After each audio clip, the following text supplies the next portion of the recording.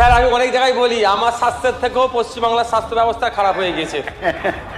এমনও ঘটনা আছে পশ্চিমবাংলায় এক্সরে মেশিন আছে, টেকনিশিয়ান নাই। টেকনিশিয়ান থাকলে এক্সরে যে প্লেট রিপোর্ট করার জন্য না পেপার আছে না প্লেট আছে, এই দুরবস্থা চলছে।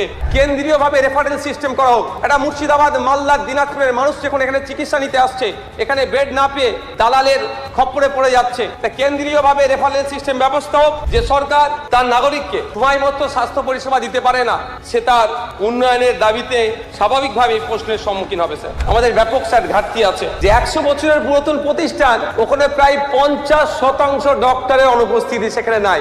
আমরা যারা বিধায়ক আছি, আমাদের পরিবারের চিকিৎসা পরিষেবা নেওয়ার জন্য আমরা বেসরকারি উদ্যোগে যাই, এটা আমাদের বন্ধ করা দরকার। কারণ এই ধরনের রিপোর্ট দেখা গিয়েছে বিগত 17তম বিধানসভায় একটি বিধায়ক, তার স্ত্রীর সন্তান হয়েছিল, তার সন্তান প্রসবের খরচ 6 লক্ষ টাকা দেখিয়েছিল, পেপার পত্রিকায় এসেছিল। তাই আমি আশা করব যে সরকারি উদ্যোগে আমরা বিধায়ক, আমরা যদি সরকারি পরিষেবা থেকে দূরে থাকি, তাহলে আমাদেরকে যারা পাঠিয়েছে জনপ্রতিনিধি হিসাবে পাঠিয়েছে, আমাদের ভোটার জনগণ তাহলে সরকারি পরিষেবামুখী কিভাবে হবে? যে আমাদের বাড়ির মেয়ে, আমাদের বাড়ির কন্যা, স্বাস্থ্যমন্ত্রীকে আমি বলবো আপনি এটা স্পেশাল আরো উদ্যোগ নিন।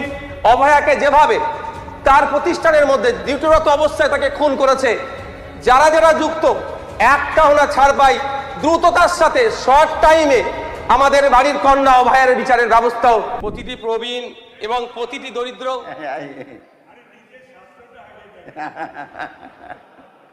স্যার আমি অনেক জায়গায় বলি আমার স্বাস্থ্যের থেকেও পশ্চিমবাংলার স্বাস্থ্য ব্যবস্থা খারাপ হয়ে গেছে। এটাকে স্যার আপনাদেরকে একটু, প্রতিটি শিশু, প্রতিটি প্রবীণ, প্রতিটি মায়ের এবং প্রতিটি পশ্চিমবঙ্গের দরিদ্র পরিবারের জীবন এবং স্বাস্থ্যের সাথে জড়িত। স্যার একটি সভ্য রাষ্ট্রের পরিচয় তার অট্টালিকাকে দিয়ে নয়,